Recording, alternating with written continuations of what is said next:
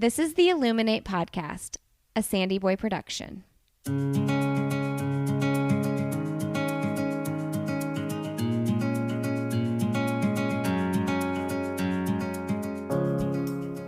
Each week on the Illuminate podcast, the hosts will bring you insightful conversations and stories of people who are illuminating their own lives through their business, work, community, family, and world.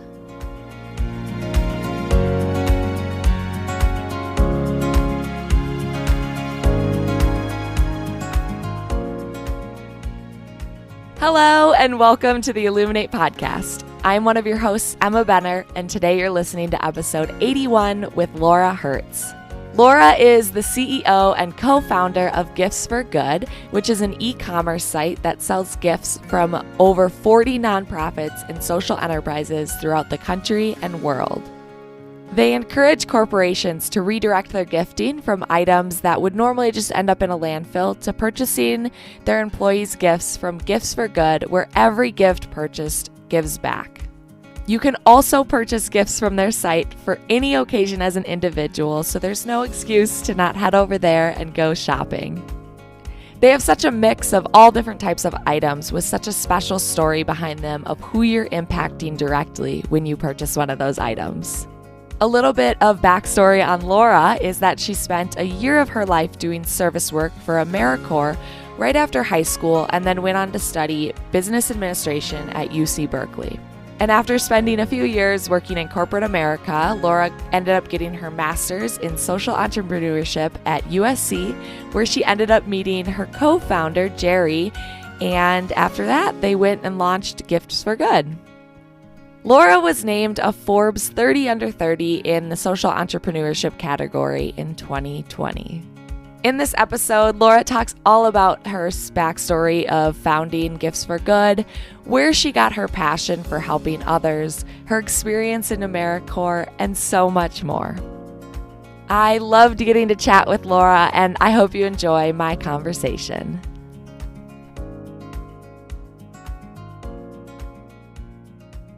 All right, today on the podcast, I am so excited to welcome Laura.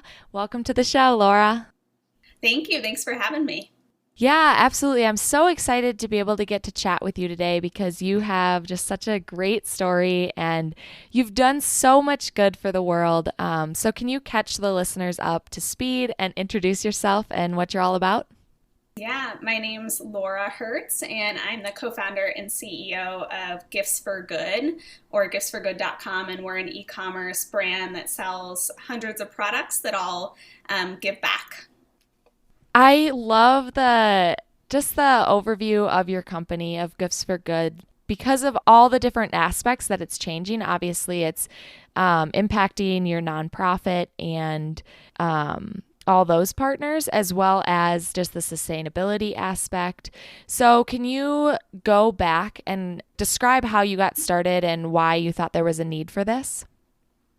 Yeah, of course. I was working like a lot of people in corporate finance after college and got recruited to one of the big four accounting firms. Kind of always thought I would go in after college like a lot of people and do good work, but went to business school in undergrad at UC Berkeley and ended up going to work for Deloitte, and I got a ton of corporate swag like a lot of people do that just ends up in a junk drawer, a lot of those cheap kind of tchotchkes and meaningless throwaways, and it was just an idea that I had of, hey, how can we take this industry that is spending $100 billion a year on corporate gifts, where 50% of them go to a landfill every 2 years, so literally just $50 billion going into a landfill every 2 years, most of it just cheap tchotchkes, and use that money to really change people's lives. So that's really the foundation of what we do. We partner with over 50 different nonprofits and social enterprises whose products we sell. So everything from candles that are providing job opportunities to women refugees who've recently resettled in the U.S., to cutting boards that could be branded with a corporate logo that are providing jobs to people transitioning out of homelessness. And those are the types of gifts we're giving for employee and client gifts. So really getting companies, away from that stress ball or edible arrangement and to wonderful gifts with a story. Is it easy to encourage the corporations to buy into what you do, or is there a lot of motivation and kind of sales that you have to do to get them on board? It's a great question. We've actually haven't done any outbound sales to date. We were super lucky from the day that we launched the company. We just had big corporations reaching out and looking for corporate gifts through us. And we just realized it was a big area of need. I think a lot of people who are making these decisions are looking for something a bit more different. We work with everyone from human resources to event planners to marketing professionals, and all of these individuals, I think, are a little sick of the options in the corporate gifting marketplace. And they've loved the idea of being able to do something a bit more meaningful and something that gives back. So to date, we're really lucky. We've worked with hundreds of huge brands and Fortune 500 companies and helped them all integrate social impact into their gifting. And we really haven't had to convince anyone. I think most people get the idea, and it's not something we need to sell, which I think we feel really, really grateful for. People just resonate with it right away. And I think at the end of the day, people just want to be good people. And when you can take a job and money that your company is already spending and use it to change people's lives, I think it's kind of a, no-brainer for most people. Yeah, and do the employees know the story behind the gifts when they receive them? Like, do corporations market the good that they are doing with their gift giving? They do. So when you get one of our gifts, you actually get, we call them our social impact story cards, and they tell the story behind the product and how it's helping to change someone's life. So you might have a photo, for example, of one of the woman makers on the front of it and the story about where the product comes from and the charitable cause on the back. And so any employee who gets that gift or a client you might be sending it to will get to read that story. And for a lot of companies, they really honestly just do it out of the goodness of like the corporate values in their heart, really, as a company, and they don't market it, which we're always excited to see. But it's also great to see because one of the cool things we do is we actually track social impact at the product level for most of the products on our site. And that's super unique because we can really bundle up a company's social impact into a shareable report so they could share it on social media or in an email newsletter. So for example, we might have a report that they're sharing that says they planted 500 trees and gave 10,000 meals to children in need, and they can put that stuff on social media and share it. And I think that's a beautiful story to be able to share with their clients and employees so they can really understand how the gift they just got is changing someone's life. So that's a great part of what we do. And my favorite part of the year is when we get to do our social impact reports and share that with everyone, because it's just great to be able to see, obviously the impact that you and your company can do at the end of the day. Yeah, it must be amazing to see the impact that you personally are making with this business that you built. So on the other side of things, how do you connect with the nonprofits? You obviously work with so many nonprofits and social enterprises that are around the whole United States and around the world as well. So how do you initially connect with them? Are you doing that outreach, or do they find out about you and connect with you? Yeah, in the beginning, we definitely did some outreach, really trying to find the best brands for us to partner with. But today, we definitely get more product samples and inquiries to be on our site than we can really keep track of. And we always try to get back to everyone, but it's a full-time job. And actually, my first hire was, we call her our Chief Impact Officer. Her name's Janice Steverding, and she actually helped to build out Tom's Shoes giving department and scaled like their one-for-one model around the world. So she is a great asset to our team, and that's her entire job, is just leading our cause partnerships and who we work with. And it's definitely, a lot of work because we need to make sure we're partnering, of course, with organizations who are extremely impactful, but also have a unique ability in the corporate gifting market, because a lot of the times we may be doing cutting boards with a logo or candles that are branded. And we need to make sure that even though it might be a small nonprofit, that when we get an inquiry, say for a bulk order, that's something that they can handle. And a lot of them have never measured the social impact of their products at the product level. So we really help a lot of them too. And that's both nonprofits as well as social enterprises. So businesses that are, making money, but doing good in the world. So they might be something like a one-for-one model when you buy that product. So we have a unique mix of, different types of partnerships and all different types of impact as well. And can you highlight some of the ones that are your favorite and maybe some of the cause areas that have the biggest place in your heart? Yeah, I think it being Women's History Month this month, I love just talking about our products that empower women. And that's just something I'm super passionate about, especially with International Women's Day. I think we've seen a lot of women who are loving the idea of purchasing our products that empower women. One of my favorite cause partners of ours is actually out of Denver. I know you said you're out of Colorado. They're called Women's Bean Project.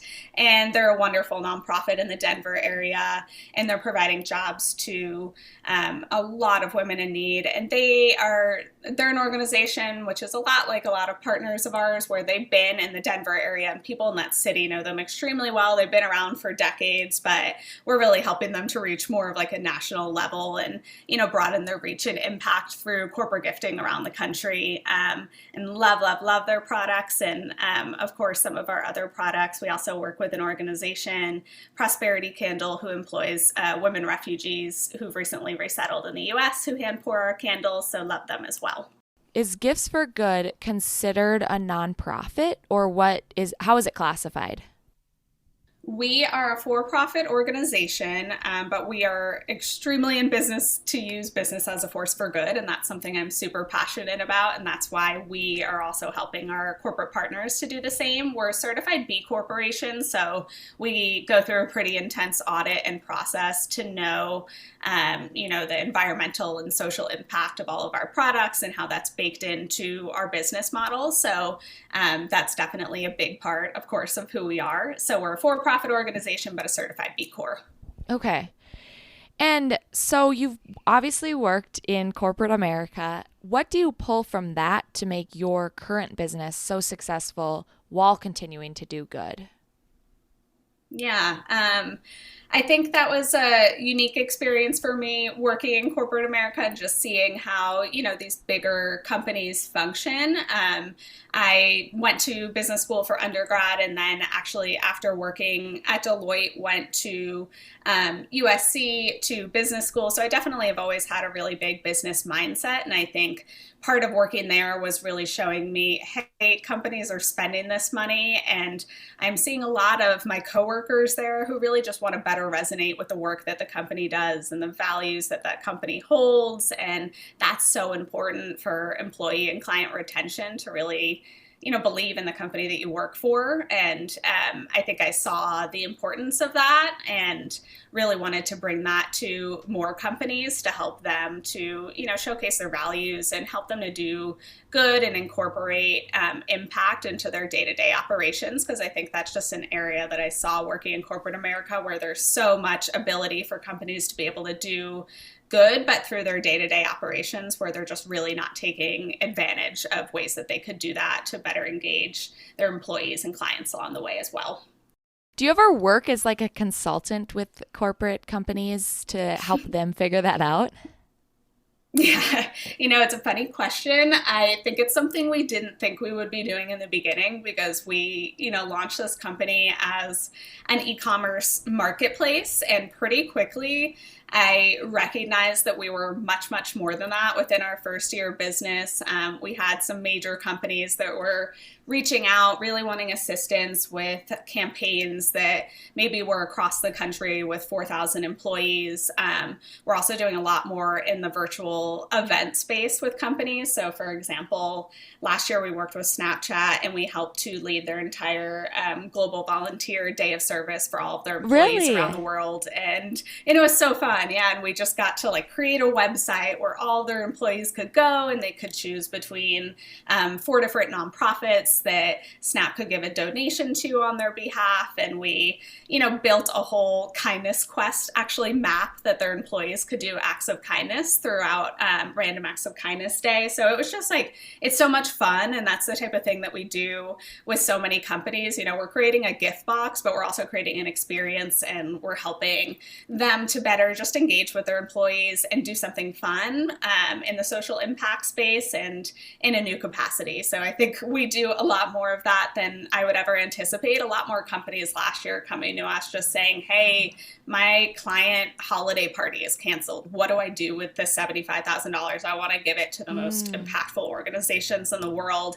and I don't really know who to give it to because they might not have a corporate social responsibility department, or they really trust us and they've worked with us for several years, and they just want our guidance along the way to do something cool and create a unique campaign. So we do that way more than we think, and so definitely like brand activations and social impact type consulting is just naturally something we do through our business model as well.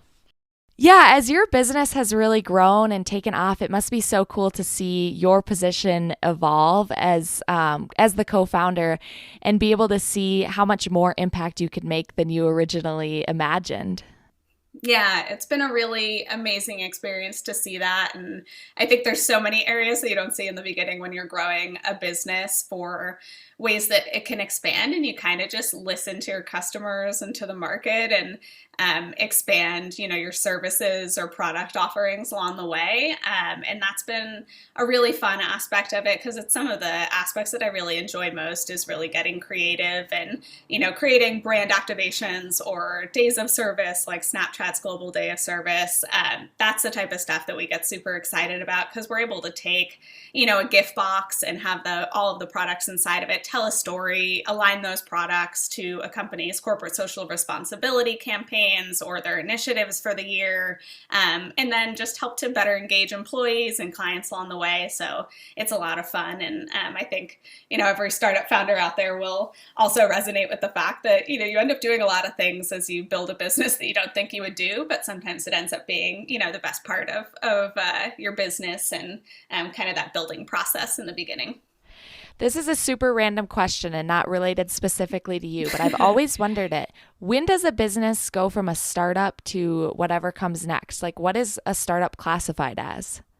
Honestly, I don't even know, and it's a great question. I have a lot of people be like, Laura, you're no longer a startup. And I'm like, yes, I am. What do you mean?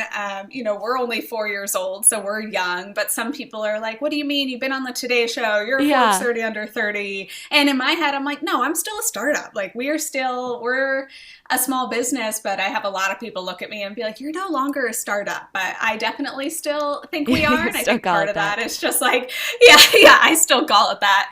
But people always look and say different things. I feel like that definition will depend on, who you are and how you look at being a startup or a small business. I think, we're lucky in that we've broken even. And I think a lot of people look at that moment as a moment where you might go into a different process, as you invest in your business.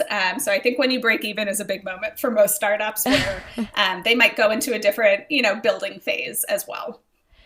Yeah. Can you talk more about the evolution of your business? Like how you met your co-founder and how that relationship has evolved and how you've divvied up responsibilities and everything like that? Yeah, of course. So I definitely have a unique background in how I started my business.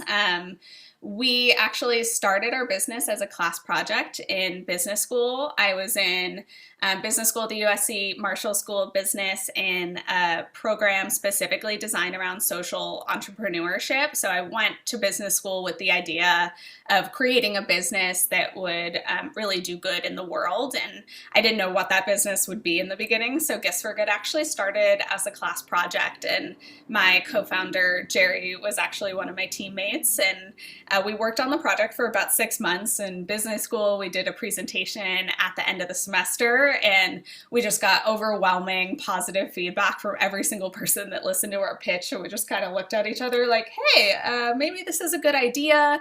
Maybe we should work on it. Jerry and I really didn't know each other really well. And, I'm 30, he's 30 years my senior, and this is kind of phase 2 of his career. So we were at very different junctions, I think, of our life. And we didn't really know each other well, but we ended up just really taking a chance on each other and a chance on the business. And I was working on it full time right after business school and just kind of built it up. But we have a great relationship, and I think we bring different things to the table. We're running a tech company, but Jerry's hilarious and still has his Motorola flip phone and like has trouble getting on Google Docs. So it's good. He rounds me out in a lot of respects. He does a lot more of like our legal and finance and operations end of our business, which is really helpful. And especially in the early stages, you almost don't even know where to go to, do the tax related things or like file different things with the state and federally. And like that was something that I would have had no idea how to go about it. And Jerry has this JD, and he's one of those people who has way too many master's degrees. So it was good. He, got me settled in those initial stages. And, today I'm a lot more of the product side and the innovation side. And I really build out and envision a lot of the changes, with our business as well. So for example, last year with COVID, we looked at each other and we were like, hey, it might get a little difficult to know where to ship products with everyone working at home. So what are companies going to do? And so I ended up building out a whole new gifting software last year that actually enables you to send a gift via email, and a company can send a collection of gift choices. Oh, how cool. Employee, for example, it's awesome. An employee, for example, could go in and they could choose what product they want to redeem from a collection of gift choices. So you might have a blanket or a water bottle or brownies or some baked goods, and you can choose what product you want and then enter your home shipping address or office address, wherever you would want to ship it to. And that was just like, that was an amazing, thing that we built out last year. But Jerry had no idea what I was talking about when I was, wanting to build it out. But he was like, I trust you. Like, I get that you get what this vision is for this product. And that just took off last year. And we ended up doing about 50% of our business through our new gifting software. So that's the kind of stuff where, you need to innovate along the way. And you need to have usually a co-founder who can trust you to do different things, along the way as you're building. Do you find that most people are choosing the gift based on the gift itself or the mission behind it?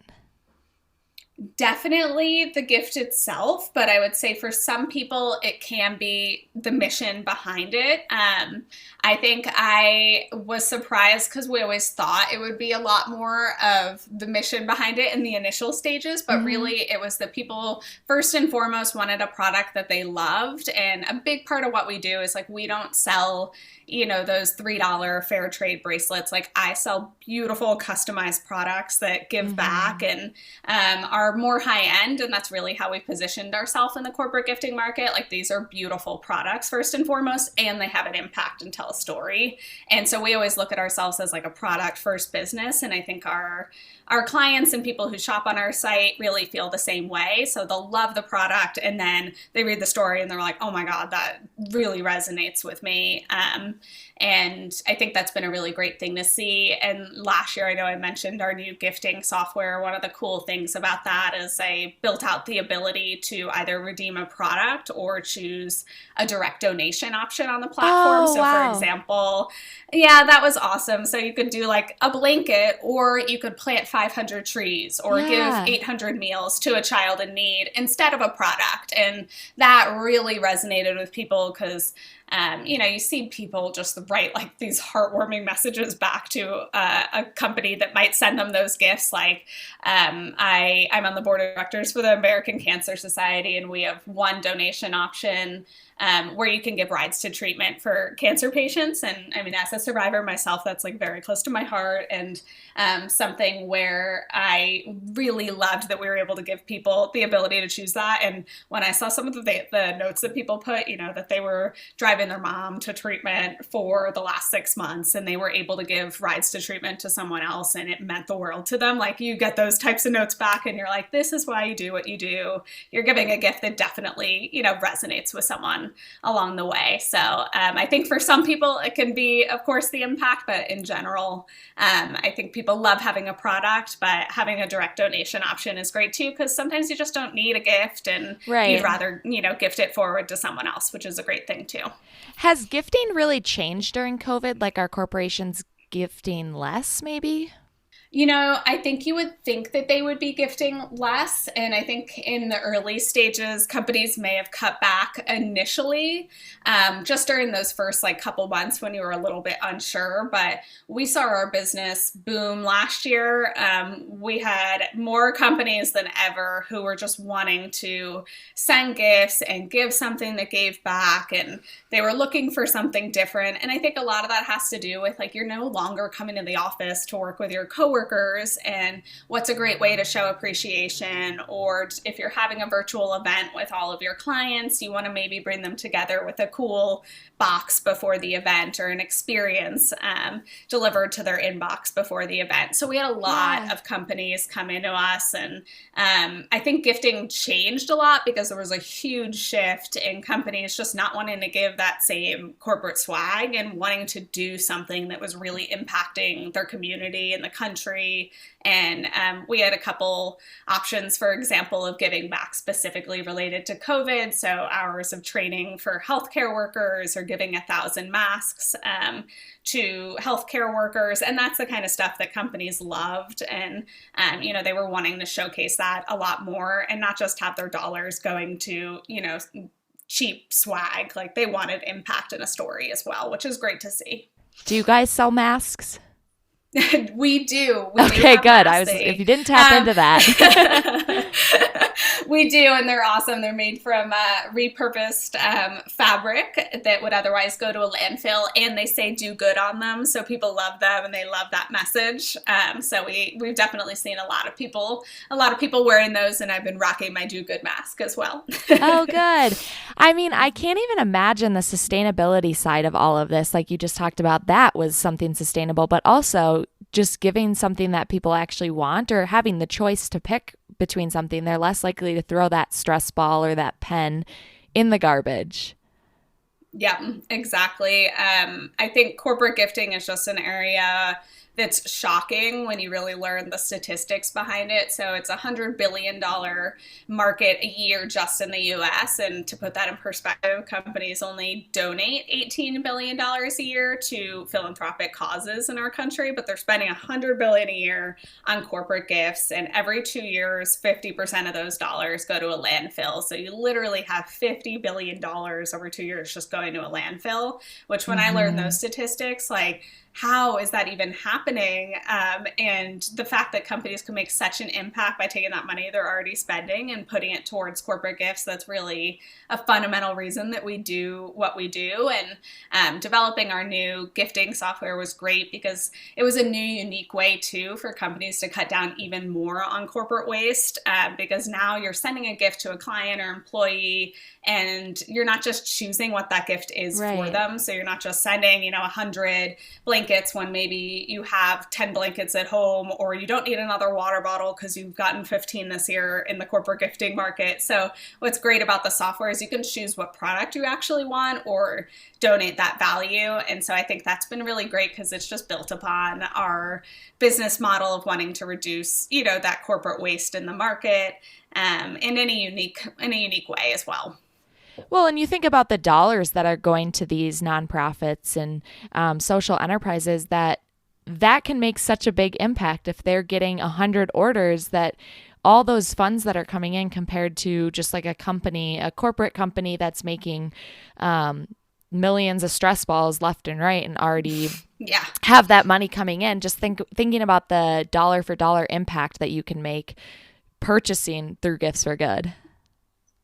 Oh, yeah. I mean, that's why we do what we do. I get all teary-eyed talking about it. But I mean, last year really just taught our entire team why we do what we do. And also for our cause partners, I mean, we're close with all of the organizations that we partner with. And, we really support their missions. And for some of them, we single-handedly kept their doors open last year. And they've told us that. And that's a beautiful thing when you can be their number one one partner. And a lot of the times our nonprofit and social enterprise partners, they may have lost that consumer arm or a lot of it during COVID. Right. And we were really able to keep them going because we're sending them larger bulk orders. So, I mean, our impact was incredible to see at the end of the year. I mean, we literally impacted thousands of people's lives. And I mean, as a small team, that's really crazy to even think about, but we saw the need for what we were doing even more last year because,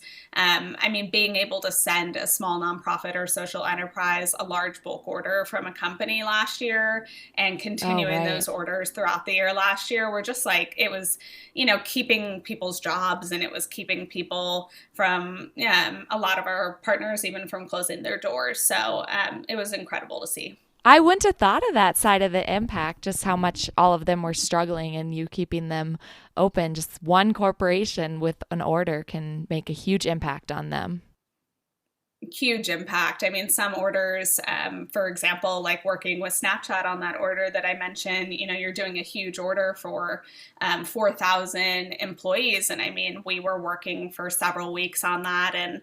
And we actually partner with Goodwill of Southern California for our fulfillment center. So we have impact on the product side, but we also have it on the fulfillment side of what we do. And that was amazing too, because we saw, you know, we were able to bring in several individuals who were transitioning out of homelessness, and they were in a job training program down at Goodwill, and they were helping to kit that order for a month and ship those out to countries around the world. And that's a really amazing thing when you see like a video of someone saying thank you to you who's transitioning out of homelessness, where you're giving them a job during a year when it's the hardest time of the year to find a job. And people in Los Angeles especially were really struggling last year. So it's great to see that. And, you know, we see the impact we're having through the product sales, but also from the fulfillment side. And that's a really great thing as well. It's amazing what you do, and your job just sounds so phenomenal being able to lead that business. What is your favorite part of the job that you do? Oh, man. There's so many great parts of it. I mean, I think my absolute favorite thing is reading our social impact report at the end of the year. It takes us, well, last year it took several weeks just to tally all of the impact that we were able to have, but you kind of can't put it in perspective until you put numbers behind it, because I think as a founder and anyone on a startup team, I mean, you're working your butt off all year. And I mean, last year was just a difficult year for everyone personally and professionally. And I just felt so overworked in Q4. But, you know, I know at the back of my head what I'm doing is making an impact. But in January, when I'm able to slow down and look at something like our social impact report and see that we gave like 85,000 meals to children and we planted over 500,000 trees last year, you're like, what? Wow. Like, how did we do that? You know, it's just those stats when you read it and you realize the impact that you made when you're able to slow down. And I think that's my favorite part of the year, is getting to read that. How big of a team of employees do you have personally? It seems like you are working like crazy. It's really the business has really taken off. So how big of a team? We are small. We're only 5 full-time on our team, but of course we work with, you know, partners all over the world to help us execute on this. And we have a team down at Goodwill of Southern California too, at our fulfillment center, who they're not our full-time employees, but they're working their butts off with us as well. So we always say we have a much larger team beyond that technically through everything that we're doing, but we're a small team ourselves. And that's one of the best parts about seeing that impact, because you're like, how could 5 of us be doing this? Like, yeah, this that's crazy. Impressive. But yeah, sometimes you're like, okay, we need to hire more people, but you know, in a wonderful way. So I think a small team can be mighty and have a huge impact. So numbers don't say it all, because you can definitely impact way more people than you ever imagined, even having a small team and being a bootstrap business. So can individuals buy gifts from Gifts for Good, just like buy one item for a holiday or for birthday gifts or anything like that? 100% on our e-commerce site, which is giftsforgood.com. You can go on there, and no matter who you are, whether it's personal or corporate orders, you can go on there and order from our website. I would say about 25% of our revenue comes from like B2C or consumers, and about 75% from the corporate side of what we do. And we do a lot of things for companies where it really is like corporate orders. For example, gift cards are one of our most popular items. So that's kind of just like going shopping for yourself and redeeming, a product on our site. But we've gotten a lot of our corporate clients as well, just through people who may have gone on to buy a gift for like their mom for Mother's Day or for their sister for Christmas, and then they've received it and been like, maybe we should do something like this for our event for our company this year. And so that's actually a great arm for us to get some of our corporate clients as well. Oh, that's so awesome. I'm going to have to use that as like my main shopping spot, because I can't tell you how many times I've like wanted to buy a friend or family member something, and I like do a massive Google search of company that makes, or nonprofit that makes this. I know for my sister's bridal shower, we were going to give like bath bombs, and I looked for so long trying to find like nonprofit that makes bulk bath bombs, and I just couldn't find it. And so I try to search that all the time. So that'd be cool to use that to use your website as a search engine instead. We can definitely do it. We do a lot of weddings through what we do as well. And like I gave some of our candles, for example, for my little grab bag for my wedding. Oh, yeah. So we end up doing a lot of those types of things as well. But definitely check it out. We have a lot of different products on there for occasions throughout the year. And you get to read the story behind all the products and really know what the impact is when you're buying it as well. So that's a great aspect. That's so awesome. So I want to go, one of the last topics I want to cover is going all the way back to your experience in AmeriCorps and where you got the passion for doing good, where that all came from. So do you want to talk about all that? Yeah, of course. Definitely a unique part of my background. And now that you say it, I'm happy we're getting to it, because I think it's an important part of really why I do the work that I do.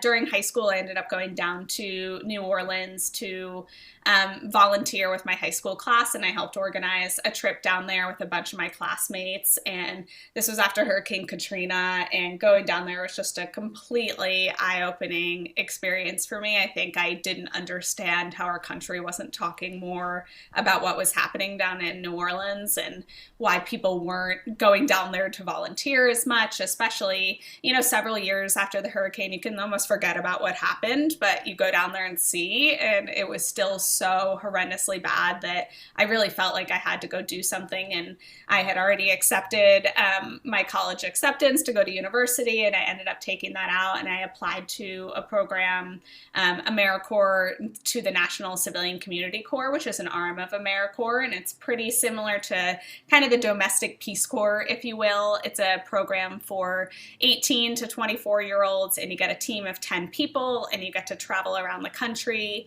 and work for different nonprofits for a year. And that experience was just so incredible for me and eye-opening. I ended up taking a gap year between high school and college and working with AmeriCorps, and I got to do such a variety of different work on the ground with different nonprofits. And this was in 2008, so right around the financial crisis, when I saw all of these nonprofits were really struggling, and we were able to go in there and work with them on the ground for 1 to 2 months and help them in their areas that they needed most. So, for example, we worked down in Mississippi and Louisiana, rebuilding homes. I worked with Habitat for Humanity, leading volunteers down there. And, I was 18 years old and leading volunteer groups of like 100 plus people to rebuild homes. I even gutted homes and helped to do pretty much like mold remediation, which is very dirty work in New Orleans after Katrina. So I put on like my hazmat suit and I was crawling through the rafters of these houses and like spraying out the black mold and leading teams to do that. So it was very, very amazing work. And, I lived in like a high school gym with 50 other people and slept there every night. And, I was in definitely opened my eyes to what it's like to work like on the ground. I went and worked in Los Angeles, which is where I'm located now. But with my AmeriCorps team, I was teaching in the inner city schools as an 18-year-old. And that was just like so eye-opening. I lived in a horrendous area of LA that was super dangerous, and our team slept on the ground, and we were completely scared to go to our car every day. And I've never felt like that my whole life, where you understand where the students come from that you're teaching and like what it's like to go home to that type of environment, because I was living in it. And showering at a church around the corner where if it was dark, you couldn't shower there, and there's like rats in the church basement, and you have to wait to a specific day for when you can get hot water. And it was just things that like I had never experienced, but I think it puts you into the shoes of the people who you're serving. And it definitely showed me the areas of need across America, because I think you can read about it, but it's totally different when you go live it and breathe it and really understand what it's like to serve the communities that you're serving. And that experience for me was just so fundamental and eye-opening. I worked even at like a food bank up in Sacramento that ran the largest clothing distribution program in the state of California. I was there over the holidays, and, it's things that you take for granted, like the fact that like I have had a Thanksgiving meal every year of my life. Like most people don't get that chance. And right. like that's it's just very eye-opening for me to see what that was like. And so that is very fundamental and core to what we do today. And I think it really helped me to understand the type of programs and the types of needs across America and across the world, and better serve, the communities that we're serving, and understand the types of partnerships that we need. So I think a lot of the times people talk about, groups they want to serve, but they've never actually gone and worked on the ground. And I think that's a fundamental experience of, if you're building any type of business to serve a specific community, you need to understand where those communities come from and the areas of need that you're serving. So that was just a great experience, and definitely encourage anyone, whether you're having kids or, you're 18 years old and listening to this, to like think about taking a gap year, because so many people rush to college. But for me, that really was an amazing experience to do as an 18-year-old before college. And then when I went to UC Berkeley, like I knew I wanted to study business and global poverty and practice. And I think if I had gone to school right away, I actually would have studied engineering, which is like something that I'm terrible at. So like, it's just funny to think about that. So that's the type of stuff, you learn along the way. So I think it's great to take that time if you need it. Like maybe you don't know what you want to go study at university, but taking a gap year was fundamental for me, and really getting to know myself and know the people that I want to serve as well.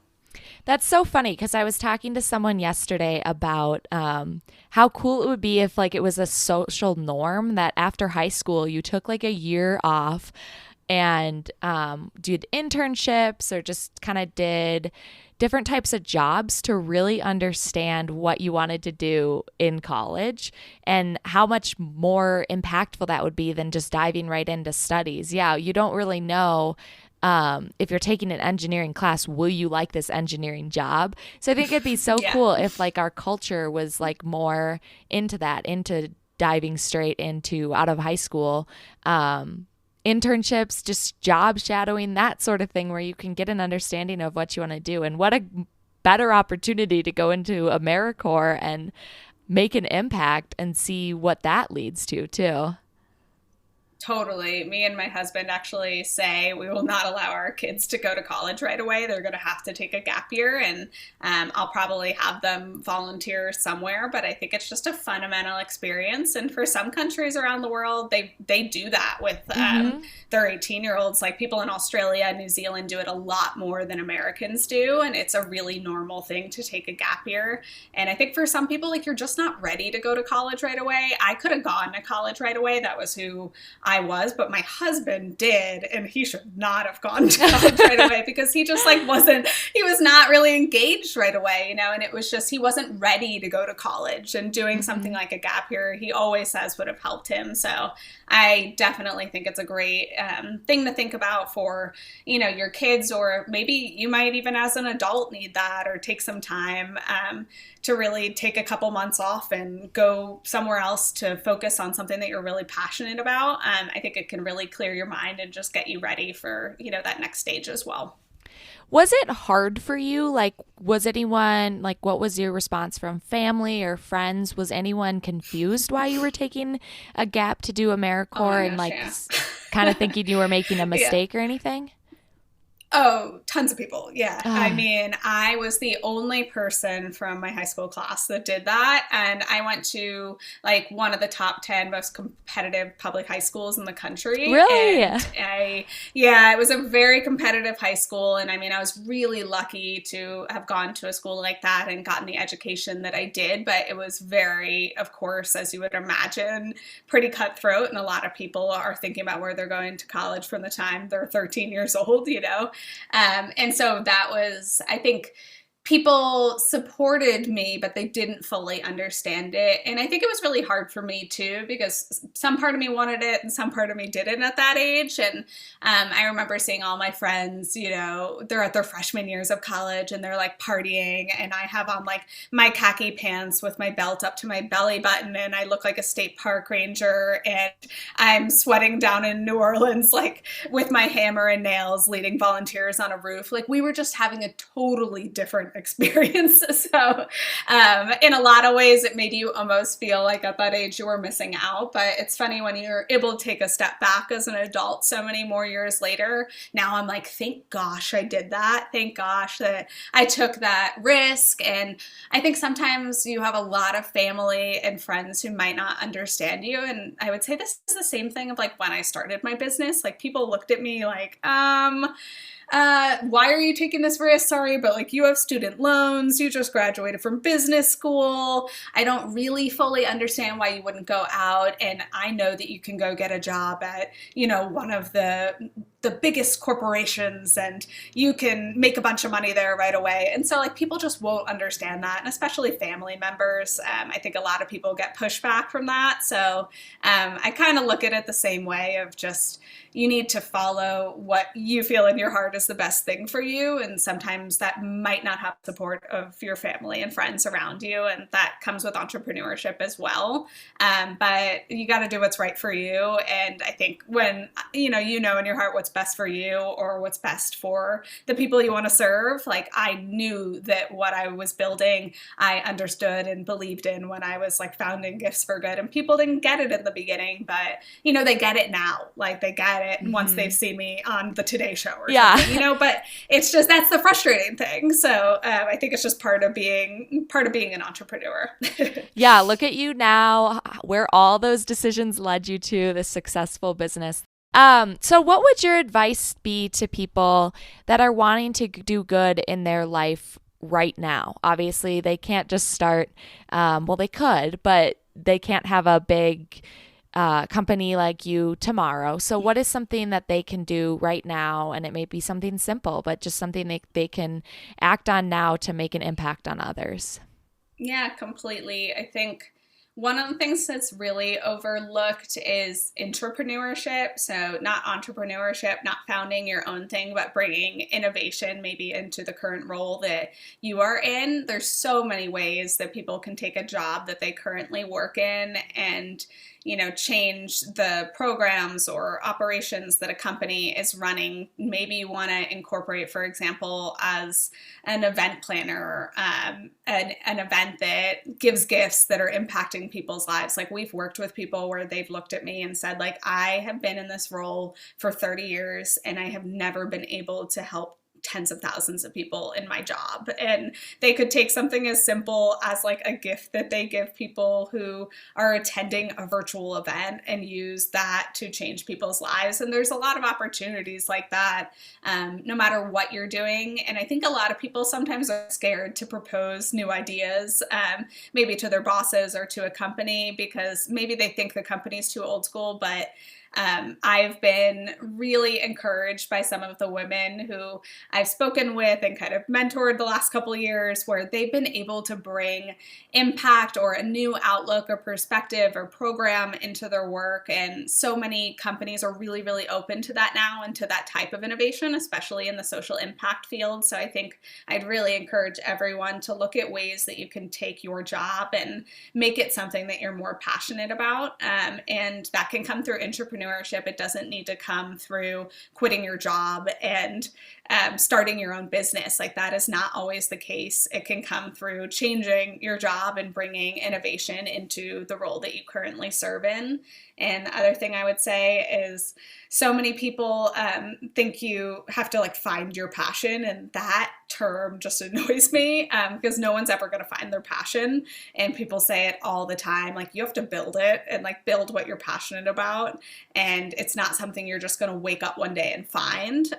So I would say to everyone out there, look at ways that you can build your passion, because it's not just going to be handed to you on a plate. That's not how it works. You need to build it, and it takes work, and find a way to do that, whether it's starting your own business or bringing it into the role that you're currently in, or finding a new role that really brings your passion to life. I love it. That's so good. I've never heard the word entrepreneurship, but that's such a good tangible thing that everyone can do in their position. Yeah, I think it's definitely overlooked. I feel like most people look at me like, entrepreneurship? I don't know what that is. But look it up, do it. It's definitely something great for nearly everyone out there. All right. Well, I am just obsessed with what you do, and I think you're making an incredible impact. And I hope this encourages people, if they are in a corporate position, to kind of bring this to their corporation. If they are just an individual, there's so many ways that people can make this impact in their gift giving, just to family and friends too. So I hope this interview encourages everyone to go out, check out Gifts for Good, and purchase something, get something good, make an impact with your purchasing. So to wrap it up here, what is the best or most recent book that you've read? Oh man, what is one of the great ones that I have read? I love Lean In. I know like everyone's probably read it, but I finally got around to reading it last month. So I would definitely say, for all the women out there, especially with it being International Women's Day and Women's History Month, to definitely check out Sheryl Sandberg, and definitely read that book, because it's a great thing for every woman out there to read. I love it. And who or what is illuminating or inspiring in your life right now? Oh man, I would say that my team is definitely inspiring me, specifically my coworker, Janice. She just finds ways to incorporate impact into every single aspect of what we do, and I am constantly inspired by her. So just a shout out to her that she's always an inspiration to me. And this question is going to be a hard one, because you work with so many incredible organizations, but what is an organization that you would like to illuminate and share about? I would say the Downtown Women's Center in Los Angeles. They are an amazing nonprofit that provides employment opportunities to women who are transitioning out of homelessness, and you can find their products on our site. They sell beautiful soaps and candles and gift sets, and the work that they are doing is absolutely incredible to empower women. So definitely would love to shine a light on them as well. And to wrap it up, what is your one message you'd like to send to the world? Don't find your passion, build it.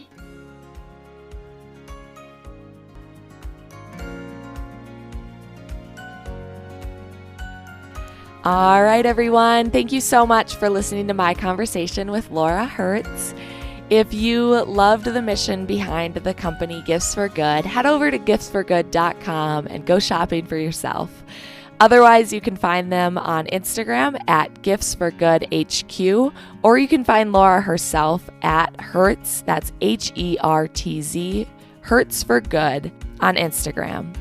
You can also find the Illuminate podcast on social media. You can find us on Twitter at Illuminate_pod, or you can find us on Instagram at the Illuminate podcast.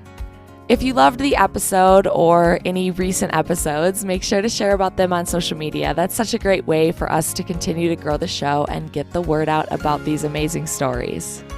I hope you enjoyed my conversation with Laura, and I hope you enjoy the rest of your week.